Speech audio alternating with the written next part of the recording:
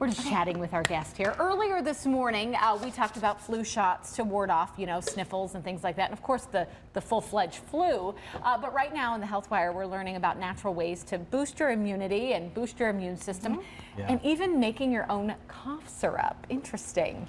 I like the whole idea. And this is Olivia Wingert, and she is the owner of Souvia Tea and Specialty.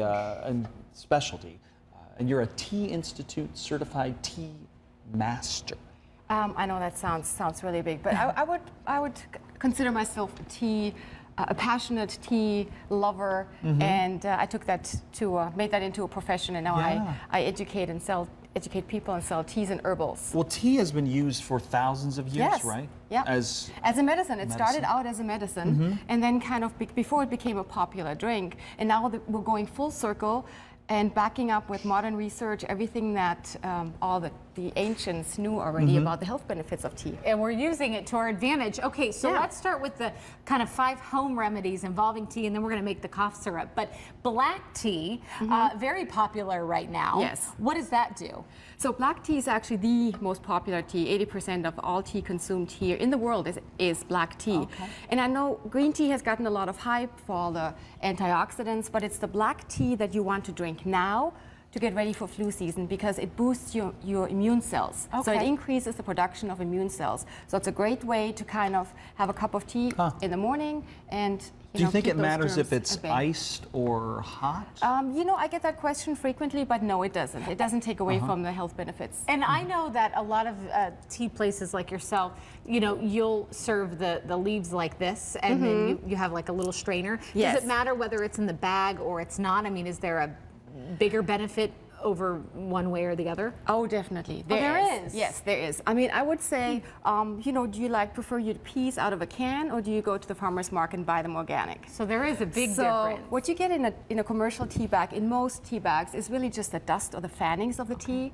So whereas this is kind of really the whole leaf, so you get much more. We have about 90 seconds, so I know we have a lot to cover. Yes. Let's do this making your own cough syrup. And what goes into that? Elderberries, that is, if I have to use one thing this flu season, and I'm already making this for my family, elderberries are the flu remedy in Europe. You can actually buy it commercially, and all you need to make it at home is half a cup of elderberries, mix it with 1 cup of water, bring it to a boil, let it simmer, closed with for about half an hour to 40 minutes. Okay. And then you want to take your finished syrup. Oh, it turns almost like into my a grandmother used to make elderberry jelly. You know what? In Germany, it's very common. It's used as a food. My family made alcohol. They made elderberry liqueur and wine. Oh, yeah, the sours, right? Yes, exactly. That's right. But they sweetened it with honey, so, you know, we didn't like sour too much. But anyway, so this is elderberries. Actually, science has shown that there is a compound in elderberries that actually prevents the flu virus from entering your cells, your respiratory cells. So this is not only a cough syrup, but it is also a preventative measure that you can take now on a daily basis, 3 times a day, a teaspoon. 2 times a day. 2 or 3 times a day.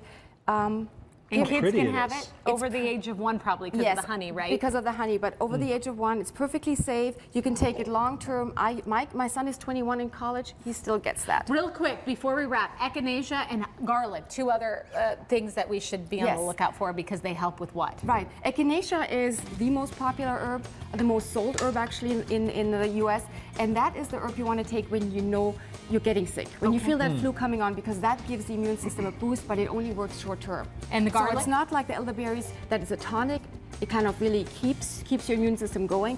Echinacea is, and garlic the same way. Garlic is kind of when you are getting sick, you feel a flu coming on. You just put a clove in and chew it? It has the antimicrobial, antiviral, bacterial properties. How should you take it?